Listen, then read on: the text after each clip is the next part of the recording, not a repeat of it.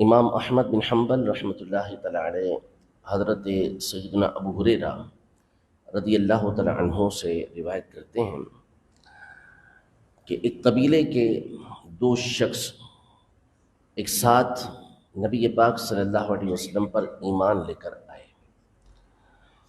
ان میں سے ایک یہ اللہ کی راہ کے اندر جہاد کرتے ہوئے شہید ہو گئے، جبکہ دوسرے جو تھے ان کا انتقال کچھ عرصے کے بعد، ایک وقفے کے بعد بستر پر ہوا، یعنی شہادت کا مقام و مرتبہ نہیں ملا۔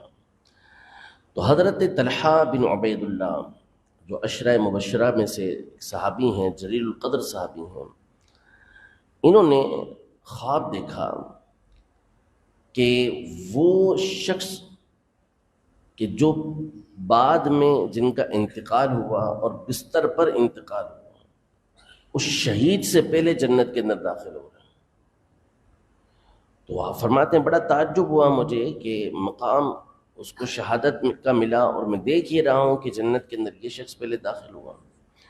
تو صبح نبی پاک صلی اللہ علیہ وسلم کی بارگاہ میں حاضر ہوئے اور آ کے سارا معاملہ عرض کیا۔ تو نبی پاک صلی اللہ تعالیٰ علیہ وسلم نے ارشاد فرمایا کہ کیا اس نے اس کے بعد، یعنی اس کی شہادت کے بعد رمضان کے روزے نہیں رکھے تھے، اتنی نمازیں اور نہیں پڑھی تھیں؟ تو یہ جو نمازیں اور روزے اس نے بعد میں پڑھے، اس بنیاد پر اللہ پاک نے اس کو یہ مقام عطا کیا کہ شہید سے پہلے جنت میں داخل ہو گیا۔ اس حدیث پاک کو علماء نے وہاں ذکر کیا ہے اپنی کتابوں کے اندر کہ جہاں آدمی کی عمر بڑی ہو اور اس کے عمل اچھے ہوں تو وہ اللہ کے نزدیک پسندیدہ بندہ ہوتا ہے، یعنی ان کو اللہ پاک نے بڑی عمر عطا کی، شہید کے مقابلے میں بڑی عمر عطا کی، اور ساتھ میں اچھے عمل کی بھی توفیق عطا فرمائی۔ تو نتیجہ یہ نکلا کہ لمبی عمر اور اچھے اعمال کی وجہ سے اللہ پاک نے شہید سے بھی بڑا مقام و مرتبہ ان کو عطا فرما دیا۔ یہ کئی حدیثیں مروی ہیں ان الفاظ کے ساتھ۔ حضرت سیدنا انس رضی اللہ تعالیٰ عنہ، حضرت عبادہ بن صامت رضی اللہ تعالیٰ عنہ، حضرت سیدنا ابو بکر رضی اللہ تعالیٰ عنہ اور بہت سارے صحابی مختلف الفاظ کے ساتھ نبی پاک صلی اللہ علیہ وسلم سے یہ حدیث روایت کرتے ہیں کہ آپ علیہ السلام سے پوچھا گیا کہ ای الناس خیر، لوگوں میں بہترین کون ہے، اچھا کون ہے؟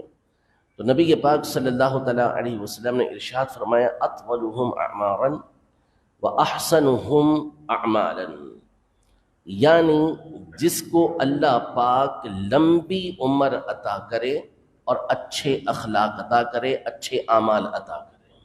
اور فرمائے من طال عمرہ وحسن عملہ، جس کی عمر لمبی ہوئی اور اچھے عمل ہوئے، ایسا شخص لوگوں میں افضل ہے۔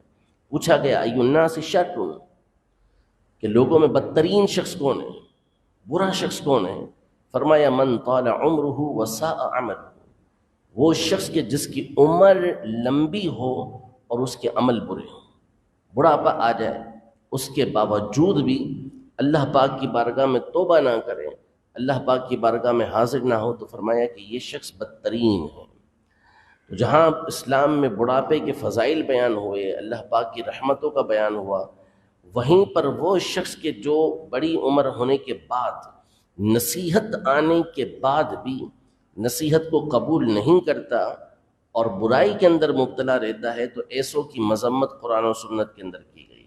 اللہ پاک سورہ فاطر میں فرماتا ہے اولم نعمرکم ما یتذکر فیہ، کہ کیا ہم نے تمہیں وہ عمر نہیں دی تھی کہ جس میں تم نصیحت حاصل کر سکتے تھے؟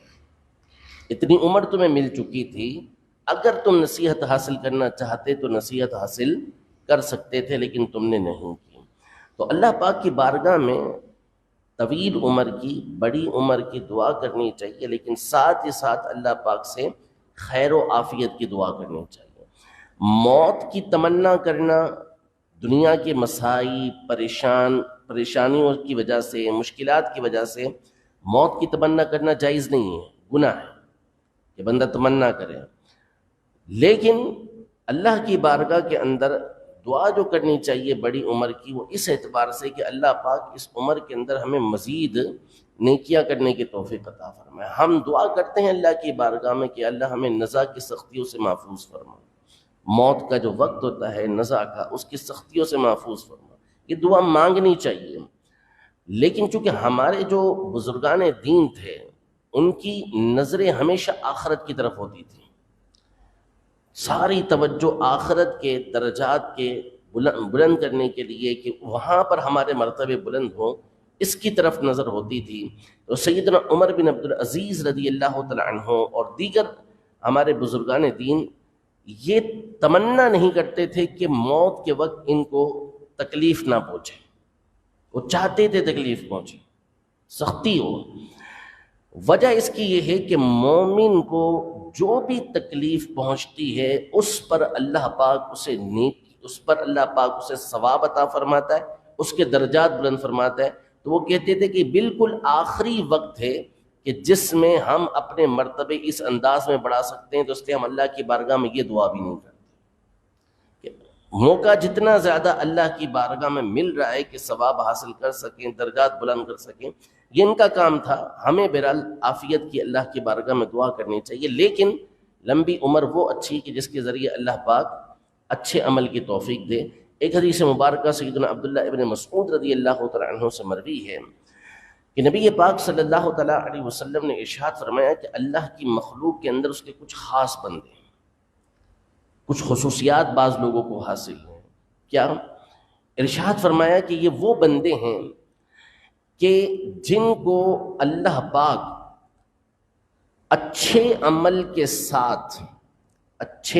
ساتھ یطیل اعمارہم فی حسن العمل، کہ اللہ پاک اچھے عمل کے ساتھ ان کو لمبی عمریں عطا فرماتا ہے، اچھے عمل کے ساتھ ان کو لمبی عمریں عطا فرماتا ہے۔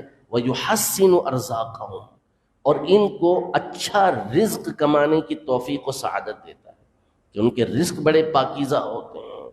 اور فرمایا کہ وہ اللہ پاک ان کو عافیت کے ساتھ رکھتا ہے، اور ان کو اللہ پاک قتل سے محفوظ رکھتا ہے، یعنی بری موت سے اللہ پاک ان کو محفوظ رکھتا ہے۔